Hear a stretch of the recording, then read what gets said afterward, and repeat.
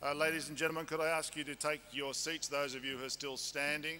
We're just about ready to get started, so it'd be good if everyone was seated and settled. Thank you.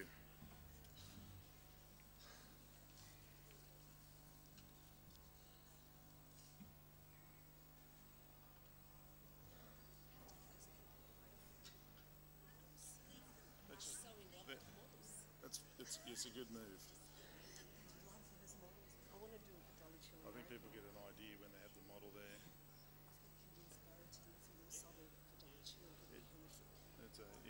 It's an effective tool.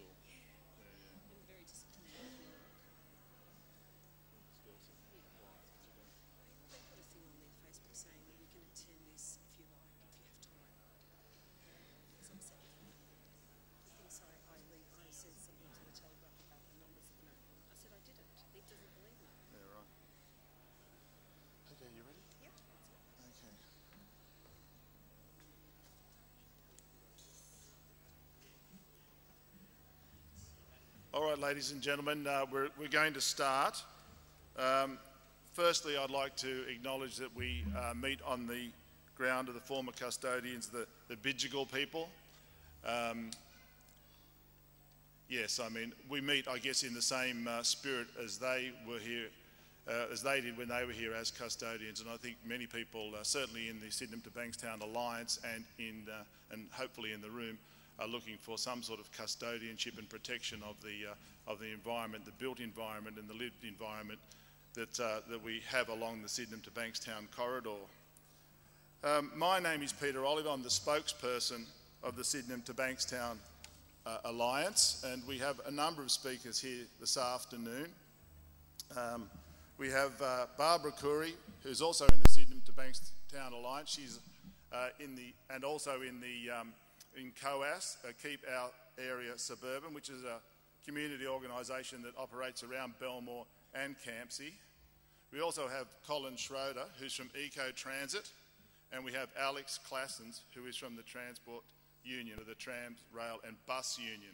And they'll all be speaking for about 8 to 10 minutes each, and then we'll open it up to you, members of the public and other guests, to ask questions of the panel and maybe make a short contribution of your own. I would ask you, if you do make a contribution, to keep it short and respect other people's rights to have a say as well. But I'll just say a few words. Before that, there's a little bit of housekeeping to acknowledge people who have attended, politicians and administrators. We did send out a list, a number of invitations to various politicians. Most prominent amongst those was the Premier Gladys Berejiklian, and unfortunately she has not responded to our invitation. But some people have, and that's Richard Colley, who's the administrator, apologises for not attending, as does Matthew Stewart, who's the Interim General Manager of the new Canterbury Bankstown Council, Anthony Roberts, Minister for Planning, Andrew Constance, Minister for Transport and Infrastructure, and Tanya Michalik, who is the Labor Party member for Bankstown, all gave their apologies. Fortunately, some people could attend, and they are Sophie Kotsis, who is the member for Canterbury, Jihad Dib. I believe Jihad Dib is here, member for Lakemba. We have Marine Faruqi, who's the Greens MLC in the Legislative Council and Transport spokesperson. We have Linda Eisler representing David Shoebridge, and we have Carl Schubert, who is representing Paul Green, who's a Christian Democrat MLC.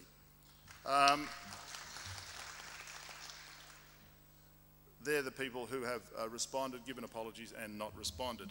There are a couple of issues, or there are two main issues, I guess, that I just want to speak about before we go to our official speakers, and that is, on the one hand, the planning and overdevelopment plans that the state government have with regard to the Sydenham to Bankstown corridor, and then the transport issue. That is the issue of the train and the proposal to basically rip up or destroy the existing double-decker heavy rail and replacing it with a metro service. They go hand in hand. one is supposed to support the other. But as you can see from the models at the back of the room that have been constructed, very impressively constructed, what the suburbs in this part of the corridor are going to experience is massive overdevelopment. There is no way anyone can see that the 25-storey towers in suburbs like Belmore and Campsie are going to be anything other than, a blight on those particular suburbs. I say they're going to be a blight because the councils along this corridor have previously gone through extensive planning processes to come up with numbers for density in our suburbs, from all the way from Sydenham and Marrickville all the way out to Bankstown. And that was meant to take Sydney, or these suburbs, up to 2031. That was done taking into consideration things like open space, hospitals, schools, local streets, all the facilities that we need to support increased density. What the state government is doing with their plans, and this has been absolutely commented on by people who are not raving lefties, but people who are like administrators of the new councils, the Canterbury Bankstown Council and the Inner West Council.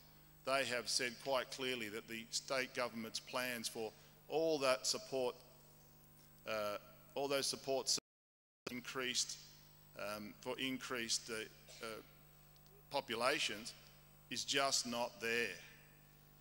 So the point of having, yes, if you want to have density, that's fine, but you've really got to be able to support it, and they're not supporting it. And what they're also doing is moving to what's called, instead of a brownfield site development or redevelopment where you might redevelop an industrial area, they're actually now redeveloping what are existing residential areas. So if they fulfil their plans to redevelop along this corridor, they'll actually be in the process destroying up to 4,000 houses. And that, to the Sydenham to Bankstown Alliance, just seems shameful. The second part of it, as I said, is the transport issue. And we have a high quality functioning train line now along this corridor from Sydenham to Bankstown that services the community and that takes them to the city circle, Redfern, St Peters, Erskineville. This will be lost when they tear up that particular train service and put in the metro service. For the Sydenham to Bankstown Alliance, replacing one train line with another train line and spending billions of dollars to do it just doesn't make any sense, especially when Sydney has so many suburbs that don't currently have rail services. Yeah, absolutely.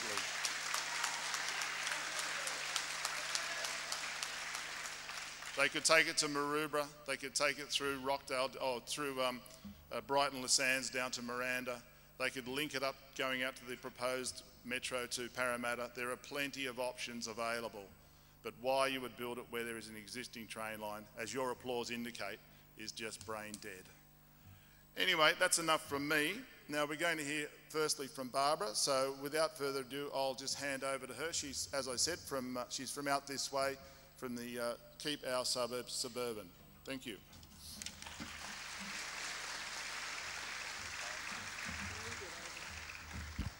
Thank you, Peter. Welcome, ladies and gentlemen, to the famous Orion Centre. I stand before you here today to tell you of a story that began with an exclusive on the front page of the Sydney Morning Herald on the 14th of October 2015. This so-called exclusive story declared an ambitious plan, an urban renewal plan by the state government to build in excess of 35,000 units along the Sydenham to Bankstown corridor and to rip up the heavy rail Bankstown line between Sydenham to Bankstown and replace it with a privately run metro. These 35,000 units will bring in excess of 100,000 persons. Little was known of this so-called urban renewal strategy up until that point. What we do know now, after some research, is the following. The Urban Renewal Plan is a catastrophic and correctly dubbed apocalyptic plan to upzone almost entire streets of some of our suburbs with heights ranging from 4 stories to 25 stories. It is a plan to turn suburbs such as Canterbury, Campsie, Belmore and Lakemba into mini Kowloon, Hong Kong cities with towering skyscrapers marked out within 400 and 800 metres of the railway line. It is a plan to demolish in excess of 5,000 homes, and we're still counting, ranging from the beautiful heritage suburbs of Marrickville and Dulwich Hill to Canterbury, Campsie, Belmore, Lakemba and Punchbowl. Just imagine upzoning every home, every street from the suburb of Canterbury, north of Canterbury Road to Wiley Park, to between 4 to 25 stories, and paving them for the developers and ultimate demolition. Well, this is the plan of Gladys Berejiklian and her cabinet. To illustrate the scale of the development proposed by this government, I'd like to outline the height of the MLC Centre in Martin Place, Sydney, which most of us are familiar with. The MLC Centre towers 278 metres in height and contains 57 levels. This strategy of the government proposes a top-end level of 25 levels, which is approximately 75 metres in the sky. This represents 1/3 of the height of the MLC Centre. This is the skyline proposed for our suburbs. This height is not just sheer lunacy and madcap, but what it illustrates is that our streets will no longer be suburban streets. There will be wind tunnelling, there will be a loss of solar access, there will be a loss of the sense of community, and a general loss of everything that has been built up in these suburbs, which represents a high range of good quality, traditional, low-rise, interwar Californian bungalow homes. There is already a lack of open space recreation in our suburbs, which is below the state average benchmark. The strategy's proposal for open space, such as linear parks along the railway line and the use of school grounds after hours, spells to me the low regard that this government holds these areas and our citizens in. What has become apparent is this government's plan to extend Walleye Creek's density and height into the southwestern and inner west of Sydney. For some of these areas, the proposal is at least 500% higher in density and height than what is being built in Walleye Creek. The government has tossed aside all the heritage of our suburbs that have been subdivided in the late 1800s and early 1900s for the railway line that was extended from Sydenham to Belmore and opened in 1895. As an illustration, Belmore has the first war service home built in Australia. And from our research, many of the homes owned and built by the War Services Commission, which still remain intact, many of these homes have been now earmarked for upzoning and ultimate demolition. Campsie and Lakemba also contain many war service homes which will suffer the same fate. Many areas in the suburbs of Belmore, Lakemba and Canterbury have been classified by the National Trust as conservation areas, and the previous Canterbury Council, which I was a member of and I was a deputy mayor of, were advised as early as 1998 of these conservation zones. The government has decided that these conservation areas of these suburbs are not important and have tossed them to the side in the quest to upzone so that the developers' thirst can be quenched for development.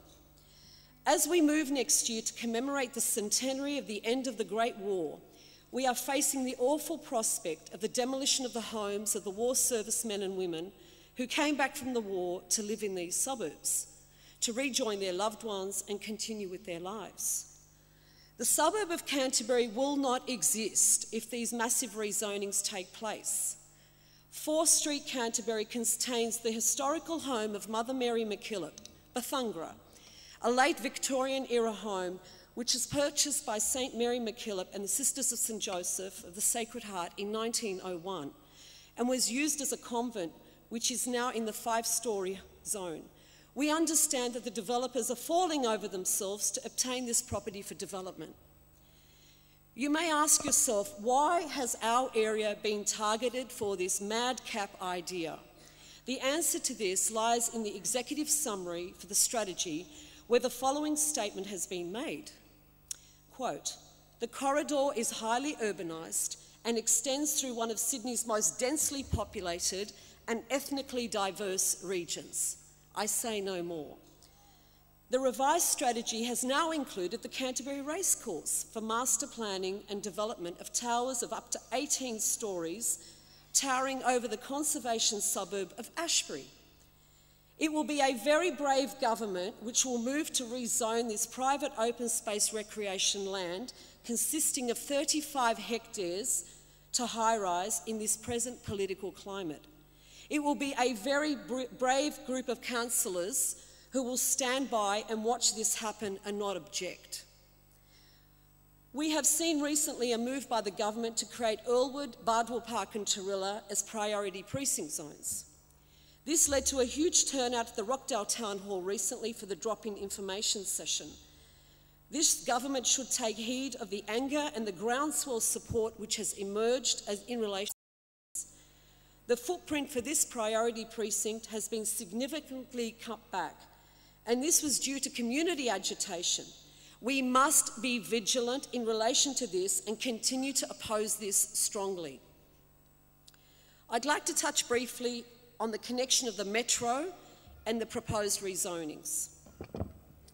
The metro extension from Sydenham to Bankstown is a disastrous plan to rip up a 122-year-old railway line and fully privatise it. It will be run by MTR Corporation, a foreign-based Hong Kong company, and will have driverless trains and conductorless trains. You, the commuter, will lose your direct link to St Peters, Erskineville and Redfern, and to the city circle if you live on the Bankstown line. It will involve the shutting down of the railway line for up to 12 months and even more. It will involve the placing of 30,000 commuters on buses every day for up to 12 months.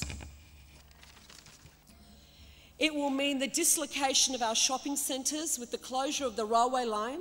It will mean that the railway corridor and surrounding streets will become a construction zone for up to 5 years to install the metro. This is what they do not want you to know. You can only imagine the trucks, the bulldozers, the rubble and the dust and the noise to emanate from this construction area from Sydenham to Bankstown, which will culminate in new bridge works and overhead works day and night. The rezonings along the railway line is simply to provide patronage for MTR Hong Kong metro operator, and even now transport experts have pointed out the shortcomings of this proposal. We must resist the metro and the strategy.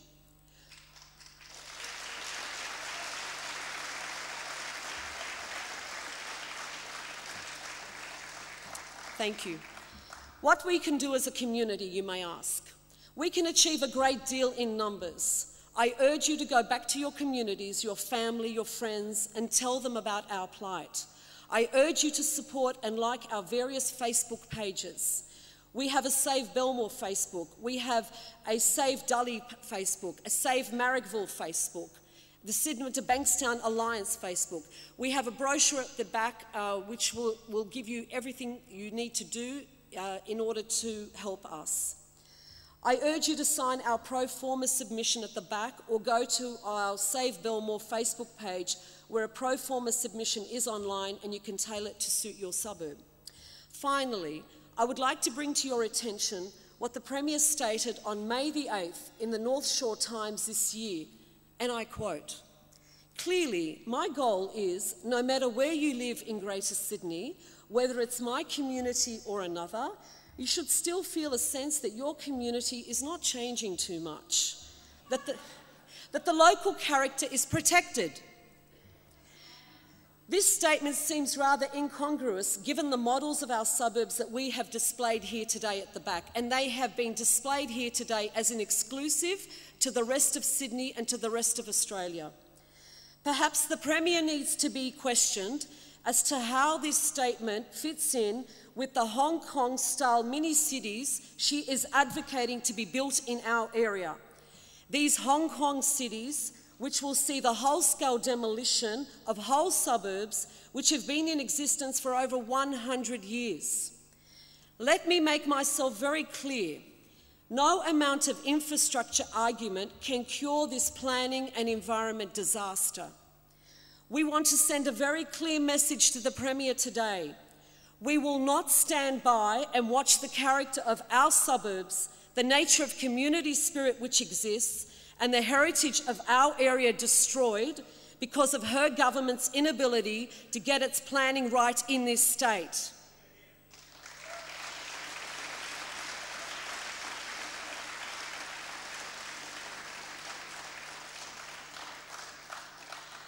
We will not go away, and I urge you, good citizens, to maintain the rage. Thank you for your attendance today and for your continuing support.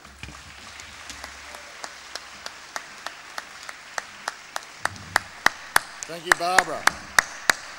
Very well said, indeed.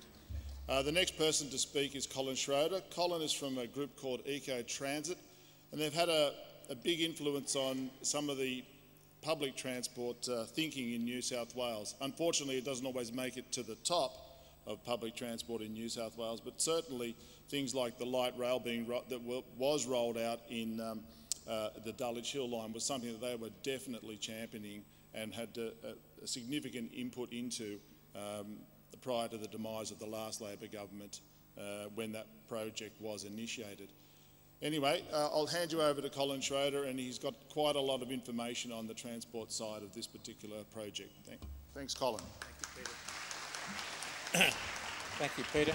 I'd like to begin by acknowledging the traditional owners of the land in which we meet today. I'd also like to pay my respect to elders past and present. Well, a lot has been said about the Metro already.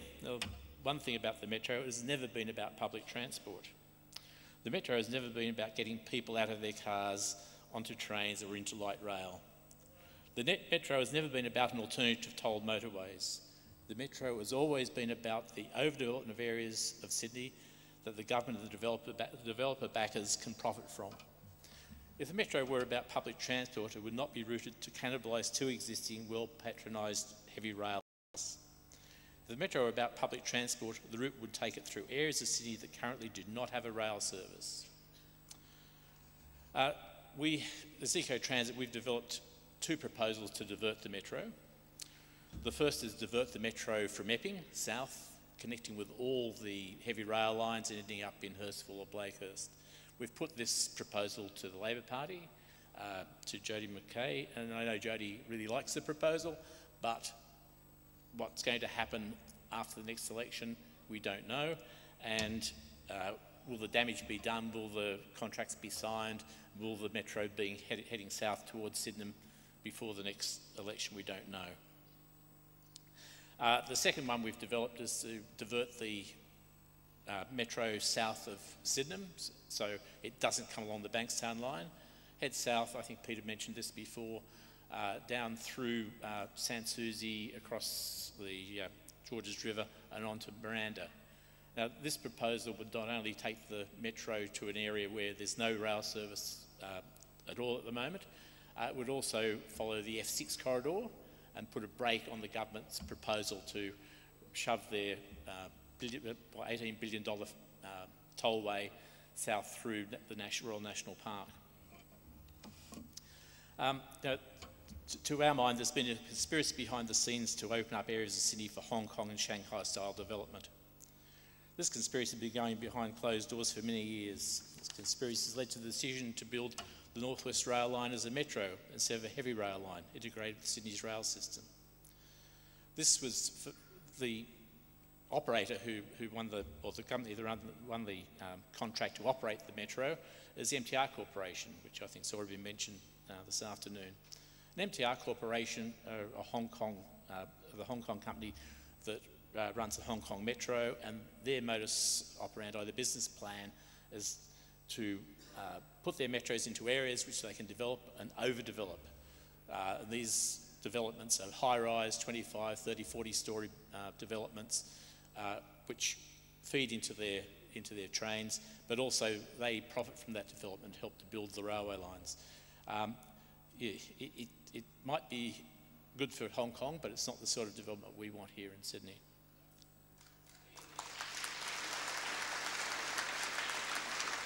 So, MTR Corporation really look at the Northwest Metro as sort of the thin end of the wedge. It was their way to get into the market here.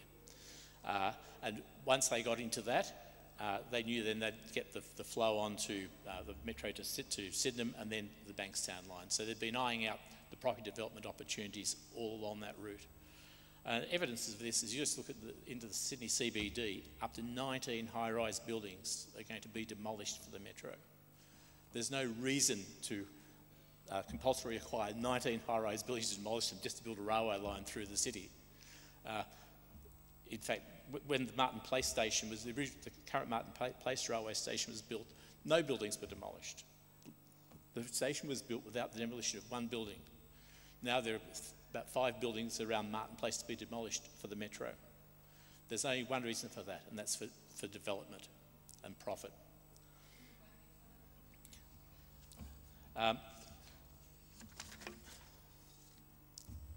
The government euphemistically describes the conversion of the Bankstown line as an upgrade and overdevelopment as urban renewal.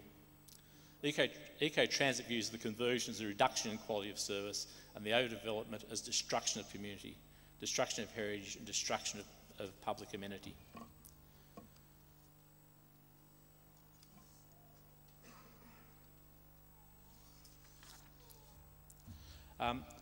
Other issues about the Metro conversion, of course, at the moment we have double-deck Waratah trains which are built to a very high crash worthiness. They're an extremely safe train. The Metro trains they're buying are sort of off-the-shelf trains built in Europe which are built to lower standards than the current standards here. So you have to bring into question what's going to happen to these trains if there was a derailment of a freight train between Sydenham and Campsie, for instance.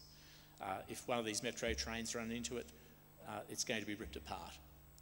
Now, I brought this up with Tim Parker, the project manager of the conversion.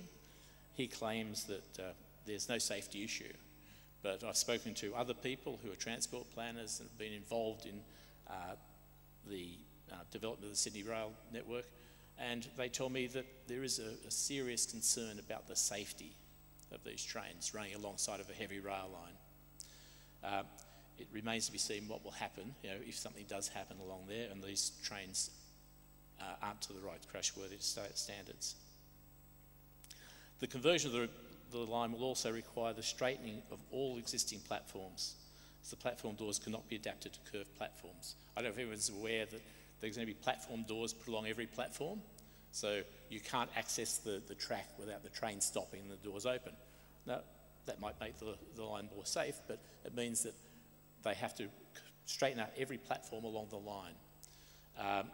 We asked Tim Parker about this as well, and he said, well, some platforms like Dulwich Hill, they can't straighten, they're going to put mechanical gap fillers in. So they're tinkering with a legacy system which doesn't really suit Metro. The amount of work they have to do on it to convert it to Metro is going to cost in the billions of dollars, and they haven't even got a figure on how much it's going to cost them at this stage.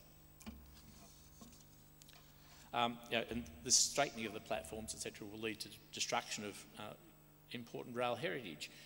For instance, Dulwich Hill, once again, I mentioned that before.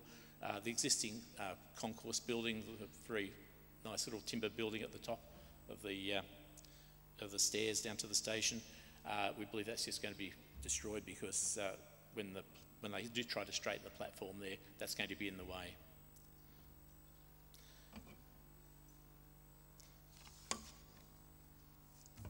Now, the service offered by the Metro is going to be 15 trains per hour in the peak and 6 trains per hour in the off-peak.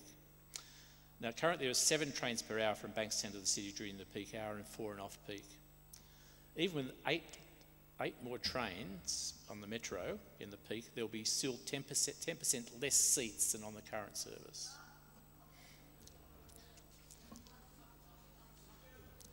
Yeah. Without major resignaling or other works, the number of trains per hour in peak hour could be increased to 9. So the current service could be increased to 9. And with re-signalling, and a further 4 trains could be added, bringing the total to 13. If you had 13 double-deck trains per hour, the seating capacity would be 11,648 seats, compared to a metro, 15 metro trains would have a seating capacity of 5,670. So you could almost double the number of seats the metro would offer by increasing the existing service.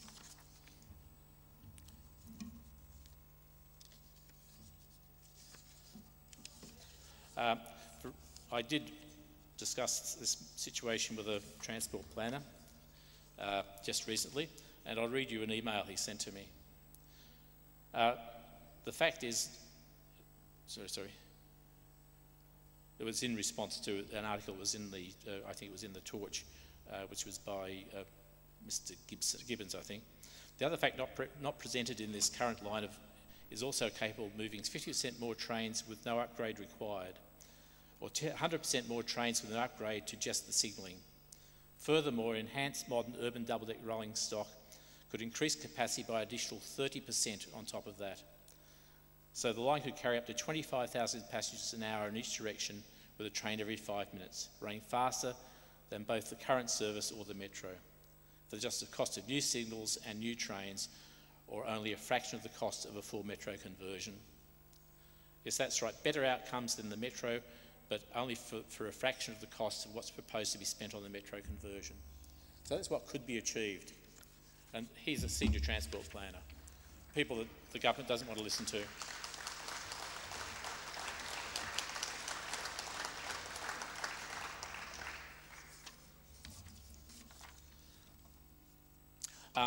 So we've just discussed the seating capacity, but on the existing, with the existing service, the crush loading, for the metro service, the crush loading would be up to 18,000 people in peak hour, going on the figures the government's presented.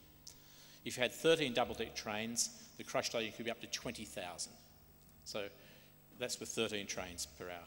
So the metro is not going to give you any more capacity. In fact, it's going to actually decrease the possible capacity on the line.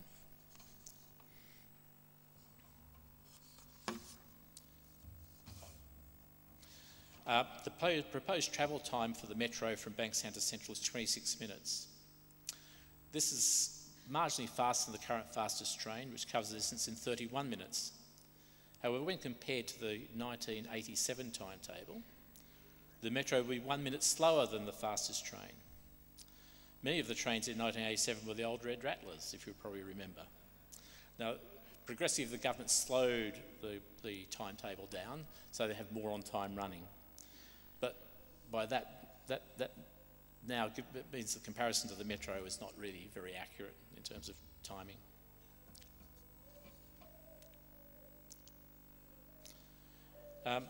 Basically, that's all I've got to tell you, and I look forward to any questions you might have later on. Thank you.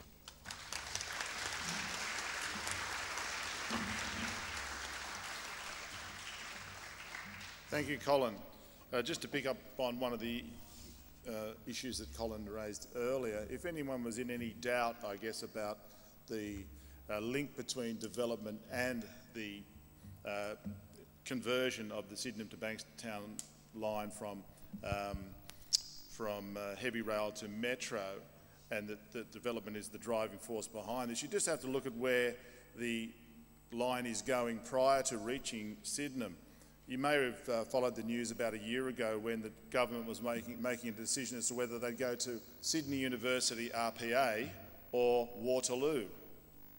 Well, I mean, there's only 45,000 people who go to Sydney University every day, and God knows how many people go to Royal Prince Alfred Hospital every day.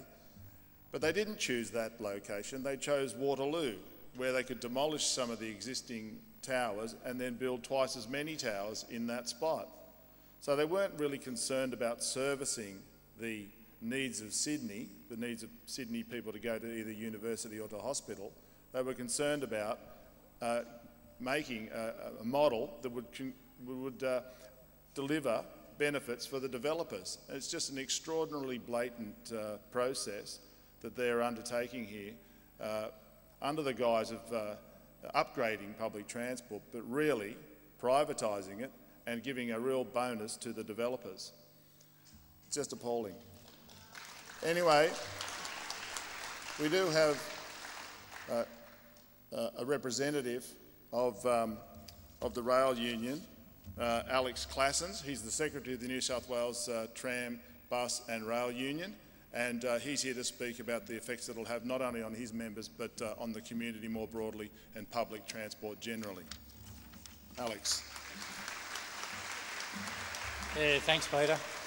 I too want to acknowledge the traditional owners of the land on which we meet and pass my acknowledgement to the elders past and present. More importantly though, I do also want to acknowledge you, the community, that's made the effort to come out here on a Sunday afternoon to hear what's happening in your community, because the reality is that politicians only ever listen to the community, and it's really heartening to see you all come out here today. I do also want to acknowledge though the politicians that have showed up here today to listen to your concerns. That again shows that there are some fair income politicians out there who are prepared to come and listen and do the hard yards. But let's be really clear about this. The closure of the Bankstown line is a classic example of this state government's fixation with privatising everything it can lay its hands on. $51 billion, I think, was the last number. It keeps going up every time I turn around. The stuff-ups from this government just continue to come every day. Last week we heard about these new trains that they're buying for the Blue Mountains line that don't fit. We've got a brand new light rail system that's coming, and don't even talk about all the businesses that have had to close because the time period has taken much too long. But both of those light rail systems won't even be interchangeable. You know, as Peter mentioned earlier, you know, as if we didn't know about how to build a light rail system. We've only got to look to Melbourne to do that. And yet this government stuffs that up. And let's be really clear, there is absolutely nothing wrong with the Bankstown line. As Colin has already said,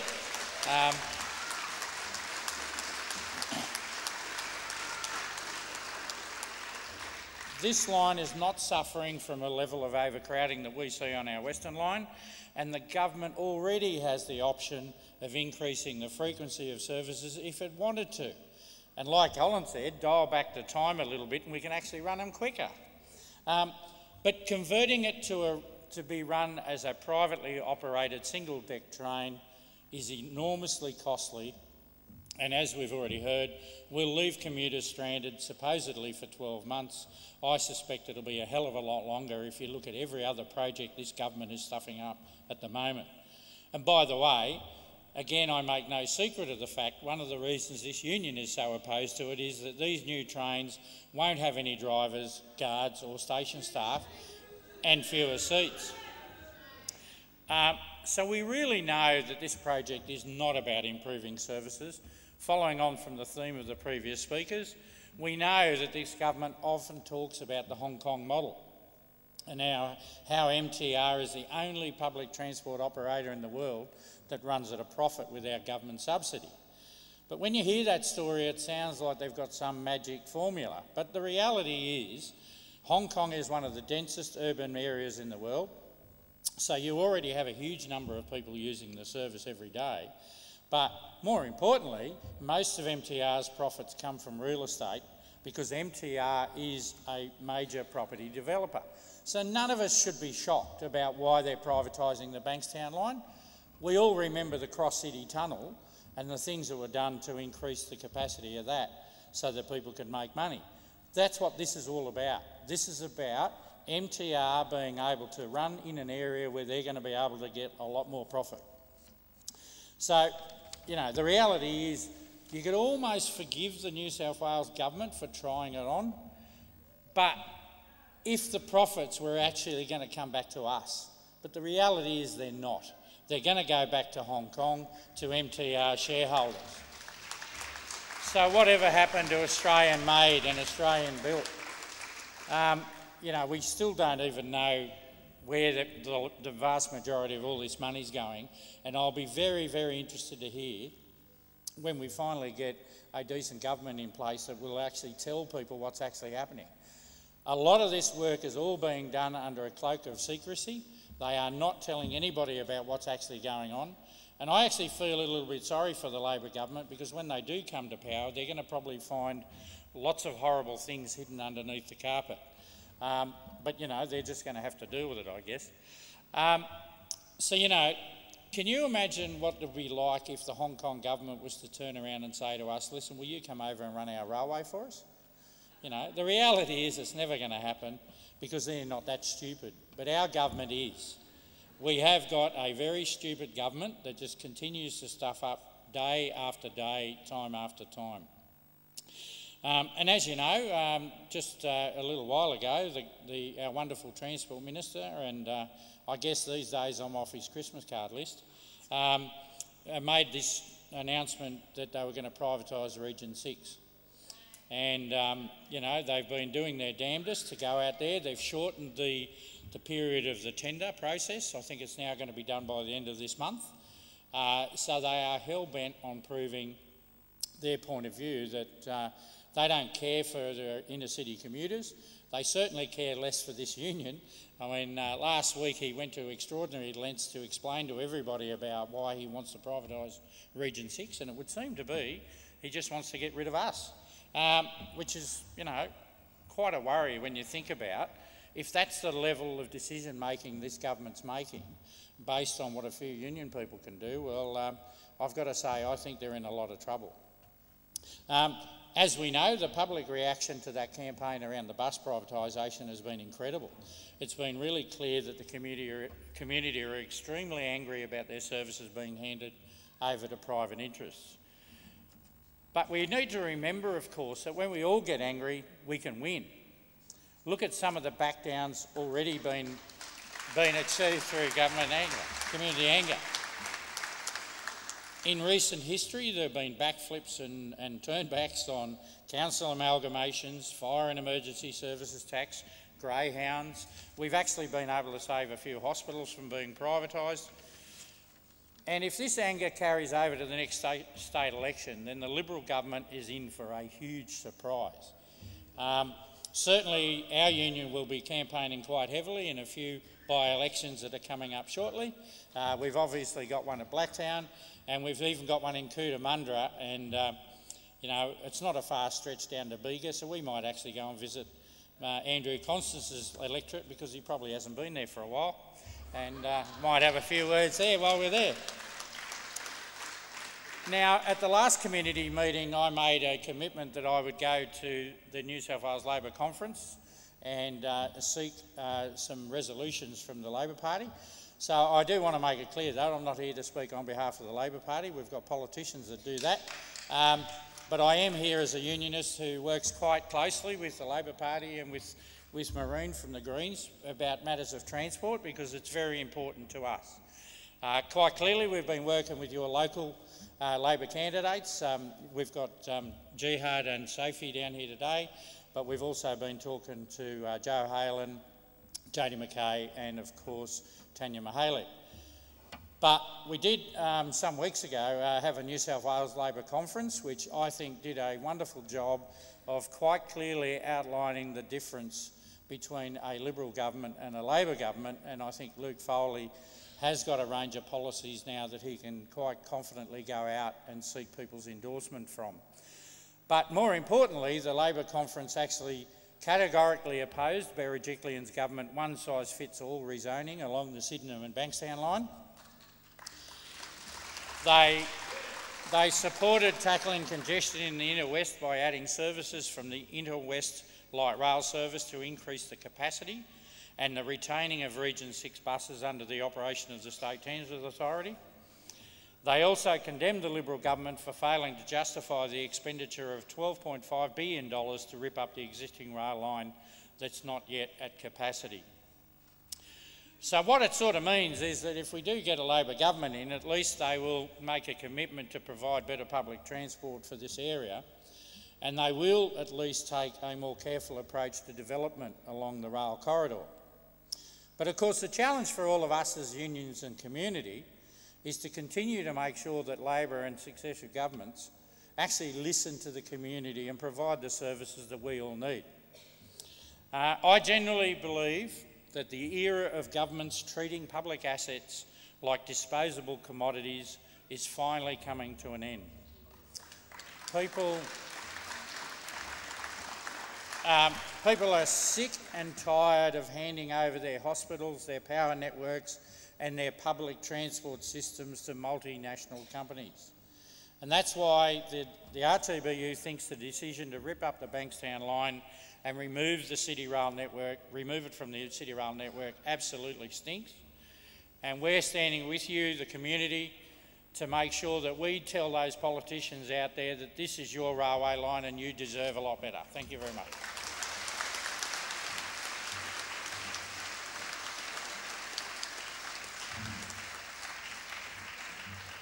Thank you, Alex. I'll just ask you to put your hands together again for our three speakers, Barbara Curry, Colin Schroeder and Alex Classens from the Union. And now, there's one person I'd also like to thank, and that's Barry Yules. I saw many people have been looking at the models up the back there, and they're extremely illustrative. And Barry Yules was the person who constructed those. So thank you very much, Barry. That's a great effort and a really very clear way of communicating the issue at hand. So as I said at the beginning, we'll now move to a session where we hear from you, the community, and also any politicians who are in the audience. Obviously, you should feel free to step up and state your position on this. If you could, oh, I think that's you, Barbara, not me. Sorry. Barbara is down the front here. 2 minutes. Yes, Barbara's down the front here, so if you want to speak, come up and you got 2 minutes, and I'd ask you to respect that. And of course, if you want to ask a question to anyone on the panel, feel free to do so. Hi, I'm Linda Isler. I'm standing for the Canterbury for the Greens. I was in Canterbury Council. I was not corrupt. I am quite clear by ICAC. And in actual fact, I've been working on campaigns since 2004 and on 2015 on overdevelopment and this issue of the privatisation and amalgamation. We've been very active in Canterbury Greens in trying to stop what's been happening, stop the rot. The development, we've already got so much development in Canterbury. You have to question how they can justify the priority precincts that they're putting forward. And I totally agree. It's all about funding a privatised rail line, which we don't want, doesn't go where we want, and has less capacity. And that's even before you start getting the development. It's an insanity. And it's much cheaper, as has been said, to improve the system and put a rail line somewhere else. This has to be opposed, and to oppose it, you need a strong local government. You need candidates that are going to stand up and say, we're against this. And there are a few, but there are also a few dodgy ones who are claiming they're for the community, and they're not. They are being... So, well, I'm not naming names. Yes, there has been corruption in Canterbury, and even I have been stunned when I've gone in and talked to certain people at certain high levels to find out what has actually happened. We've got a chance for a fresh start, and that has to happen. And so be very careful who you vote for this election. That's all I say. Thank you, Linda. That's great. Ladies and gentlemen, if you could just keep it to 2 or 3 minutes, because as you know, we have quite a lot of people that would like to speak today. Thanks. Good afternoon, ladies and gentlemen. My name is Lincoln Shafiqullah. I'm standing for independent candidate as from Roseland Ward. From Roseland Ward, which is on 9th of September. Okay. Look, I support Save Belmore community. I'm a local. I strongly oppose this inconsistent development. My question to the ex-councillors, you have approved lots of high-rise buildings, but where is the schools? Where is the aged care centers? I can't see any new school in this area. Okay, that's the question for them.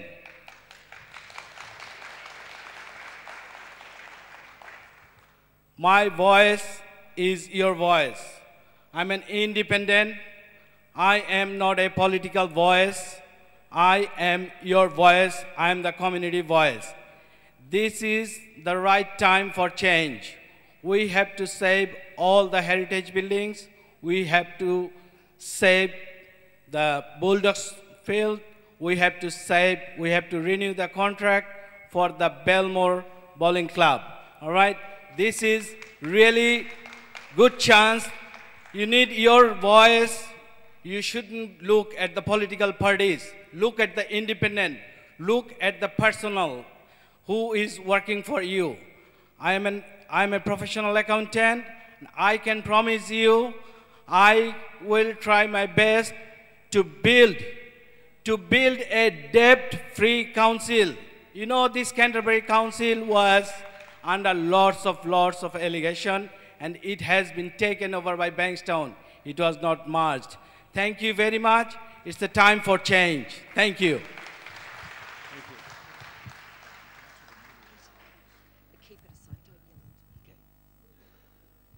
Good evening, everyone. My name is Gennaro. I'm just a resident of this area. I'm very much concerned because I can hear the speakers talking about the problem that the government has with the real estate development, overdevelopment real estate in this area, which includes this new railway line. But I have not heard from anybody mentioning what are the working possibilities of these people, because as the railway line is overdeveloped as real estate, people have to move to find work because the railway line directs towards the city, and the city is overcrowded already. So we need to think also about the working possibility of our population, because if we overpopulate by real estate, people will overcrowd all the... Yeah, not too close. Yeah, sorry, yeah. Okay, gracias. People will overcrowd our area already. The Canterbury Road is overcrowded in peak hours, and so will be the railway lines. But we need also work for the people that is going to live around all this area. So our politician has to think on solutions to provide work for the people that we live around, not only the railway lines. Thank you. Hi, can I just check it sounds okay? Yeah, all right. Thanks. I'm a resident, I'm not a party member, I'm not standing for anything, so I just wanted to make sure that the voice of the residents is heard. Among many of the people here are residents, I'm sure, and in the audience. I've spoken to some of you on the way in. I live in a street where my house is my home. I rent it, and I'm vulnerable to the owner, and what the owner will do, I don't know. The owner lives next door, and he may keep on living there and not wanting to move or have his property redeveloped either. It's zoned for 2 to 3 stories because it's right at the boundary. It's just at the last street of Canterbury that will be left with single residential level dwellings. That's Howard Street over to Cooks Avenue. The rest of Canterbury is in the models, as you will see, going up. 2 to 3 stories, 4 stories, 5 to 7 stories. Right next to the Cooks River is up to 12 stories on our side, so right next to the Cup and Saucer Creek. So any of you who care about the river, who care about the green space, who care about the lovely homes that are there, I've walked around them in the last couple of weeks, and often walk down to Cup and Saucer Creek and along the Cooks River. And of course there's rubbish there, but there's a lot of people trying to help the river get cleaned up. But I think I can see the link between the metro and the zoning and the redevelopment, but I think we've got to be concerned about the 4,000 or 5,000 homes that could be lost, that what's going to happen to those people, what's going to happen to me if I have to move. I've got to spend a couple of thousand moving, I've got to find somewhere else to live, you know, etc., etc. And I think that's been a bit overlooked in some of the coverage. So I think it's not just about infrastructure, it's not just about keeping our rail line, it's also about keeping our homes. Thank you, Christine. Don't put it too far.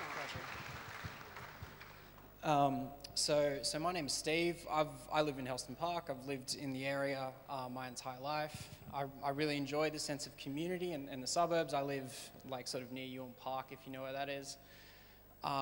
So I really enjoy the suburbs and the sense of community, but I think one thing we should remember, and hear me out, is that we are in the middle of a housing affordability crisis. Shit like this is going to happen, okay? So the real question is, or the real problem is that if we get a lot of the population of our suburbs increases exponentially in a short period of time, we don't have the services like hospitals, roads, the infrastructure to provide for it, and that's what the problem is. So how do we fix that problem? In Canberra, the local governments tax the shit out of developers, and I think that's maybe a policy we should be pushing. I mean, there are hundreds of millions of dollars on the table here. If we can get together and get our councils to basically just tax the hell out of the developers, one, that's going to reduce the incentive for the developers to move in, and two, we're going to have a whole bunch of money that we can spend on services, so we can win out of this as well. So yeah, that's all I'd say. Before we proceed, I might just say that we've got quite a long speakers list, and I'll just put a bar right where that lady is at the end there, so that she should be the last person to speak. Oh, we've got other people who want to speak. Oh, yeah, and Sophie and Jihad. So, and we'll just make that the speakers list, okay? Because otherwise we could just go on all evening and with speakers. Okay, ready? Yep. Hello everyone, my name's Claire Raffin and I'm standing for the Labor team with Imogen Waring and Floris Lamb, who is here. So thank you very much. Just to give you a little bit of context about how we got here, probably 12 to 18 months ago, there were representatives from all of the affected areas, and they were meeting up to talk about how they were going to look at this situation that we're in. So I'm not sure if you all know the Paul Kelly song from Little Things, Big Things Grow. From about 10 people getting together to talk about their concerns, we now have a room like this, and each time there's a meeting, you're getting bigger and bigger and bigger because you're more concerned. The more information you get, the more concerned you are becoming. And thank you to the Alliance, and thank you to all those people who have come out and spent their days, their weekends, their mornings, their nights at train stations and everywhere else, getting the information out to you so you can come here. So thank you to all those people. And thank you to all those people who are here. And to take from Tony Burke, who says, never waste a conversation. When you're talking to people, it doesn't matter where you are, you're getting food, you're getting drinks, you're talking to your friends, you're standing at the bus stops, you're standing at the train stations. Never waste a conversation about what's going on. It's really important. But for the local government elections, the Labor Party is against overdevelopment. And Sophie Kotsis has been doing a fantastic job in talking about the Labor platform for the Canterbury area. We're against overdevelopment. We are extremely concerned about the lack of planning, and we are extremely concerned with the lack of green space and the impacts it's going to have on the communities.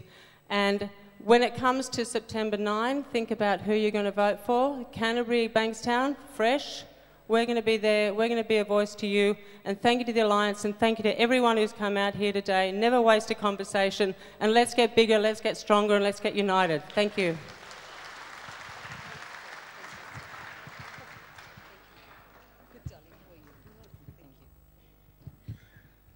Hi, good afternoon, everyone. My name is Mehreen Faruqi. Thank you. I know quite a few of you here. I'm a Greens MP and a spokesperson for the environment and transport as well. But I also speak here today as an environmental and civil engineer, knowing a thing or two about infrastructure. And I can tell you that this government's transport infrastructure agenda has absolutely nothing to do with improving public transport. It is just about privatization, and it is about overdevelopment.